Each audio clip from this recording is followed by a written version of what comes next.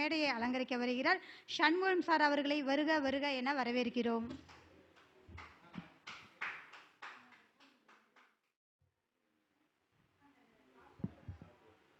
இனி வரும் காலங்களில் எனது புகழ் பேசப்பட்டால் எனக்கு இந்த ஜோதிட கலையை கற்றுக் கொடுத்த எனது குருநாதருக்கு அந்த புகழ் அனைத்தையும் சேரும். அனைவருக்கும் வணக்கம்.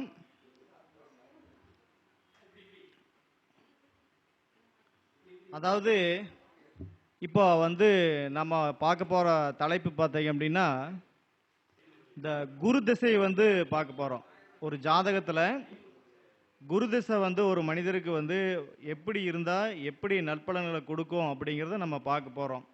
அதாவது சொல்லப்போனால் 9 கிரகங்கள்லேயே மிகவும் சுபத்தன்மை வாய்ந்த கிரகம் அப்படின்னா அது குரு மட்டும்தான். அப்போ அந்த குரு பகவான் எப்படி இருந்தால் அந்த ஜாதகருக்கு எப்படி வாழ்க்கையில் முன்னேறுவார் அப்படிங்கிறத நம்ம பார்க்க போகிறோம். பொதுவாக சொல்லப்போனால் இந்த குரு 2, 5, 7, 9, 11 இந்த 5 இடத்துல இருந்தாருன்னா அந்த ஜாதகத்துக்கு அவரோட தசையோ அல்லது அவரோட புக்தியோ நடக்கும்போது அந்த ஜாதகர் மிகவும் ஒரு நல்ல பலன்களை அவர் நிச்சயமாக அனுபவிப்பார்.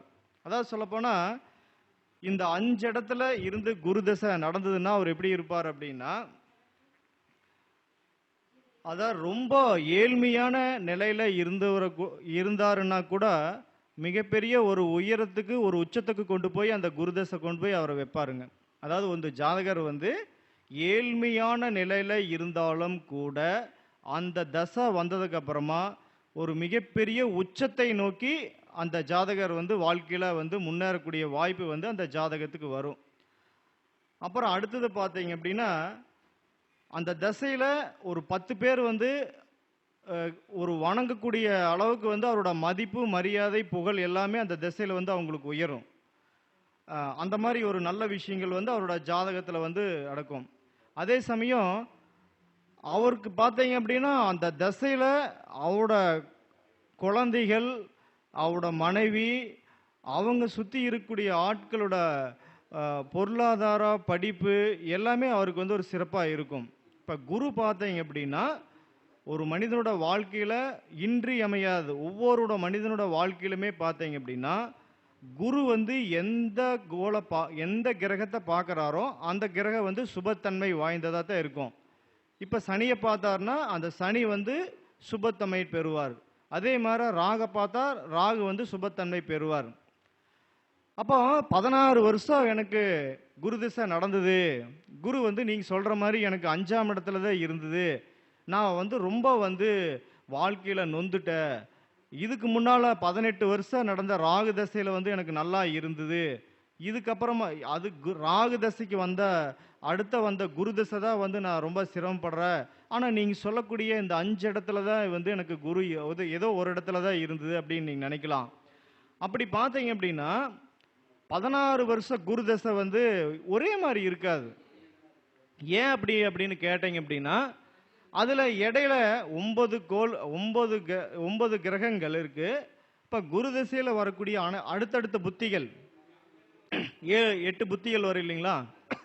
அப்போ குரு திசை குரு புத்திக்கு அடுத்தது சனி புத்தி வரும், புதன் புத்தி வரும், கேது வரும், சுக்கிரன் வரும், சூரியன் வரும், சந்திரன் வரும், செவ்வாய் வரும், அப்புறம் ராகு வரும். அப்போ இந்த 8 புத்திநாதர்கள் அதில் ஏதோ ஒரு புத்தி எடுத்துக்கலாம். அப்போ குரு தசை சனி புத்தி அப்படின்னா 2.5 வருஷம் வரும். அப்போ குரு நின்ற இடத்துல இருந்து அந்த சனி 6, 8, 12 அதாவது தசாநாதனுக்கு 6, 8, 12ஆம் இடத்துல இருந்து அவரோட புத்தி நடக்கும்போது நிச்சயமா அவருக்கு குரு தசையில சனி புத்தி நிச்சயமா அவருக்கு கடனோ வறுமையோ நோயோ நிச்சயமா வரத்தான் செய்யும். 16 வருஷம் அவருக்கு நல்லது கொடுக்கும். ஆனால் அது இடையில ஒரு சில புத்திகள் மோசமாக இருக்கும்போது அந்த நிகழ்வுகள் நடக்கத்தான் செய்யும். அப்போ நம்ம ஆனால் என்ன விஷயம் எப்படி சொல்கிறீங்க அப்படின்னா அந்த சனியோட புத்தியில் அவருக்கு கெட்டதே நடந்தாலும் கூட அவரோட வாழ்க்கையில் அந்த குருதசை கூட்டி கழித்து பார்க்கும்போது நல்லதாக தான் இருக்கும். அப்புறம் அடுத்தது பார்த்தீங்க அப்படின்னா இப்போ குரு ஒரு ஜாதகத்துக்கு பார்த்தீங்கன்னா இப்போ 6, 8, 12 இருக்கிறாரு குரு தசை. இப்போ நாம் என்ன சொல்லுவோம்? 6, 8, 12 இருக்கிறாரு. அவரோட தசையில் வந்து நம்ம உங்கள் வாரிசுனால வந்து மன உளைச்சல் உங்களுக்கு வரும், உடல் ஆரோக்கியத்தை கெட்டுரும், தொழிலில் வந்து நஷ்டமாயிரும் அப்படின்னு நம்ம எல்லாமே கெட்டவரான்னு சொல்லுவோம். ஆனால் ஒருத்தர் வந்து நம்மக்கிட்ட வேண்டா விவாதமாக சொல்கிறார். என்ன சொல்ல வர்றார் அப்படின்னா, சார் நீங்கள் சொல்லக்கூடிய இடத்துல இந்த 3 இடத்துல வந்து எனக்கு 8ஆம் இடத்துல குரு இருந்தார். அப்போ 8ஆம் இடத்துல குரு இருக்கும்போது எனக்கு ஹலோ, 8ஆம் இடத்துல வந்து குரு இருக்கும்போது எனக்கு கல்யாணம் நடந்தது. குரு தசையில் தான் கல்யாணம் நடந்தது. அதே மாதிரி 8ஆம் இடத்துல வந்து குரு தசை நடக்கும்போது எனக்கு குழந்தை வந்தது. குரு திசையில் தான் நான் வந்து தொழில் பண்ணேன், குரு திசையில் தான் நான் சம்பாரித்தேன், குரு திசையில் தான் நான் வீடு கட்டினேன். இது எல்லாம் வந்து எனக்கு நல்லதாக நடந்தது அப்படின்னு அவர் சொல்லுவார். ஆனால் இதில் ஒரு விஷயம் இருக்குது.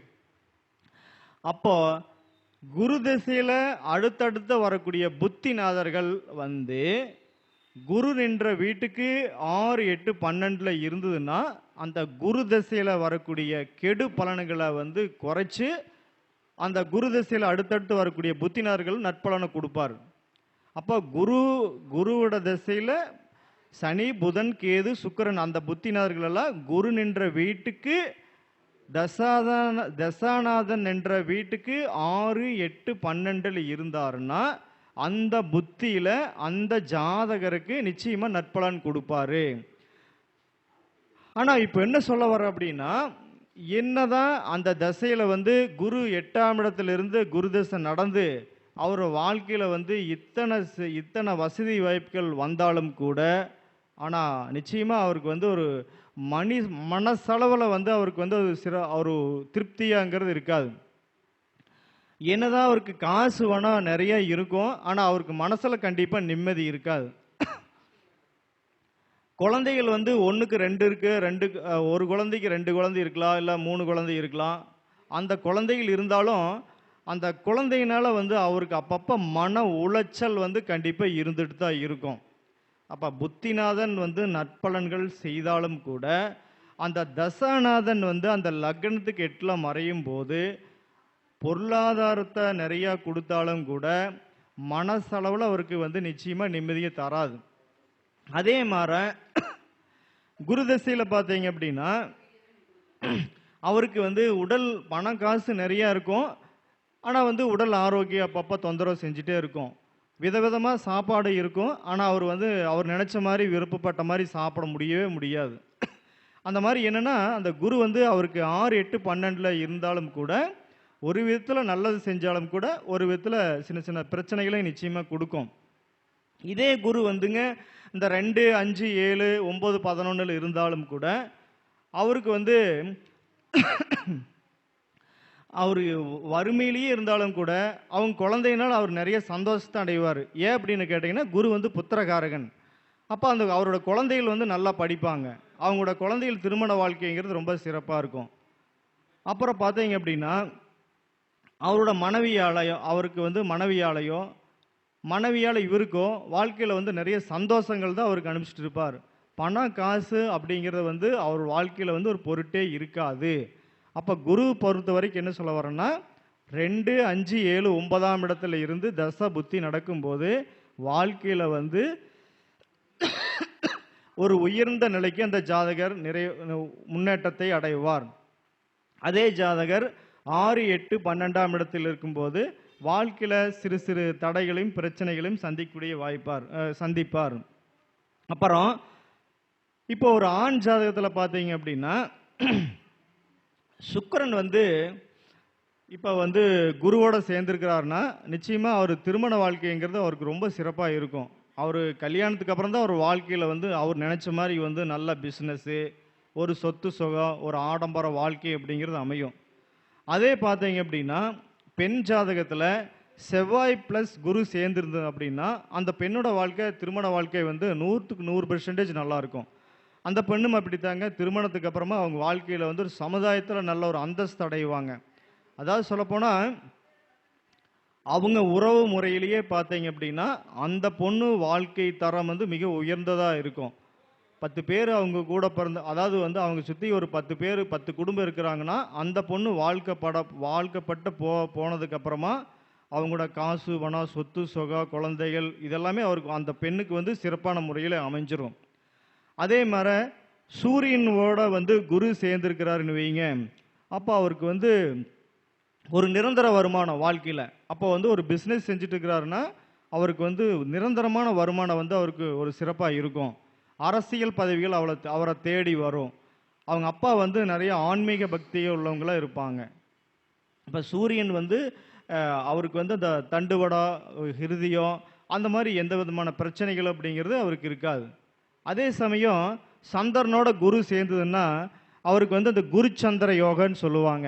அப்போ அந்த குருதசை சந்திர புத்தி நடக்கும்போது அவரோட வாழ்க்கையில் வந்து சமுதாய அந்தஸ்து, உயர் புகழ், சொத்து சொகங்கள் எல்லாம் அவரை வந்து தேடி வரும். அதே சமயம் அவங்க தாயார் வந்து ஒரு நல்ல பக்திமானாக இருப்பாங்க. சமுதாயத்தில் ஒரு மதிப்பு மிக்க ஒரு அந்தஸ்தில் வந்து இருப்பாங்க. அதே மாதிரி புதனோட வந்து குரு சேரும்போது அவங்களுக்கு வந்து இயற்கையாகவே கல்வி அறிவு அப்படிங்கிறது சிறப்பாக இருக்கும். அவங்க வாழ்க்கையில் வந்து எப்போ படிக்க தொடங்குறாங்களோ அவங்க ஆயுள் வரை வந்து அவங்க படிக்கிறதுக்கு வந்து நிறைய செலவுகள் செய்வாங்க. அதாவது செலவுகள் செய்வாங்க அப்படின்னா படிக்கும்போது நல்லா படிப்பு வரும். படிப்புக்கு அப்புறமாவும் அவரோட வாழ்க்கையில் வந்து ஒரு புத்தகங்களை நோக்கி அவங்களோட சிந்தனைகள் இருக்கும். எந்நேரமும் நேரம் கிடைக்கும் போதெல்லாம் பார்த்தீங்கன்னா ஏதோ ஒரு புக்கை வந்து அவர் படிச்சுட்டே இருப்பார்.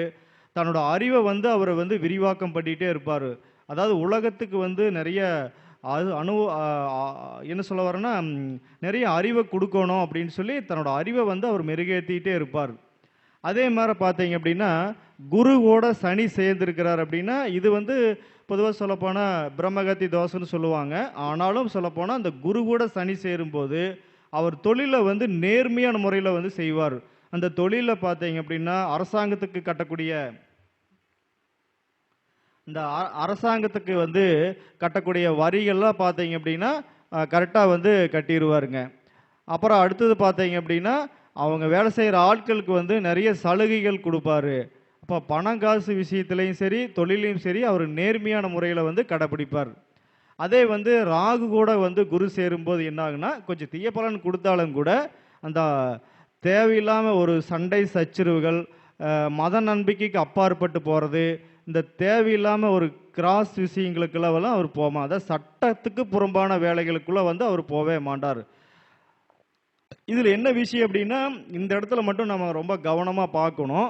இந்த ராகு வந்து அதிக டிகிரியில் இருக்கிறாரா இல்லை குரு வந்து அதிக டிகிரியில் இருக்கிறாருன்னு பார்க்கணும். அப்போ குரு வந்து அதிக டிகிரியில் இருக்கும்போது வந்து நல்ல பலன்களையும், குரு வந்து குறைந்த டிகிரியில் இருக்கும்போது ராகு அதிக டிகிரியில் இருக்கும்போதும் சிறு பிரச்சனைகளையும் சந்திப்பார்.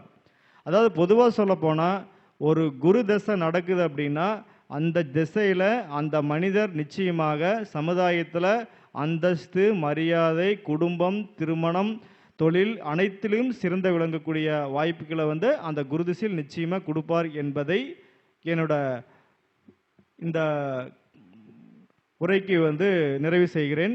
எனக்கு வாய்ப்பு அளித்த குபேர கலச அறக்கட்டளைக்கு நன்றியை தெரிவித்துக் கொள்கிறேன். என்னை இந்த உலகுக்கு அறிமுகம் செய்து வைத்த ஆன்லைன் அஸ்ட்ரோ கரூர் டிவிக்கு நன்றியை தெரிவித்துக் கொள்கிறேன். வெற்றி படிகளோட யூடியூப் சேனலுக்கு எனது நன்றியை தெரிவித்துக் கொள்கிறேன். அதுபோக வந்து என்னோட பேர் வந்து பெருமாநல்லூர், திருப்பூர் மாவட்டம் பெருமாநல்லூர் சண்முகம் வாழ்வியல் ஜோதிடர் 97 500 12 711. அதுபோக என்னோடது இன்னொரு நம்பர் இருக்குங்க, அதையும் சொல்லிடுறேன். ஒரே நிமிஷம். 90 87 92 12 88. இந்த 2 நம்பருக்கு எப்போ வேணாலும் நீங்கள் கான்டாக்ட் பண்ணலாம். ஒன்லி அப்பாயின்ட்மெண்ட் இருந்தால் மட்டும்தான் என்கிட்ட ஜாதகம் பார்க்க முடியும். பொருத்தம் பார்க்குற மாதிரி இருந்ததுன்னா அது புதன் வியாழன் மட்டும்தான் பொருத்தம் பார்க்க முடியும். இடப்பட்ட நாளும் கண்டிப்பாக பொருத்தம் பார்க்குறதில்ல. மற்ற நேரங்கள் ஒன்லி ஜாதகம் மட்டும்தான், ஒன்லி அப்பாயின்மெண்ட் மட்டும்தான் ஜாதகம் பார்க்க முடியும். அதுபோக ஆன்லைன் பார்க்குற மாதிரி இருந்தால் சாயந்தரம் 4 மணிக்கு மேலே நைட்டு 8 வரைக்கும் பார்த்துக்கலாம். நன்றி, வணக்கம்.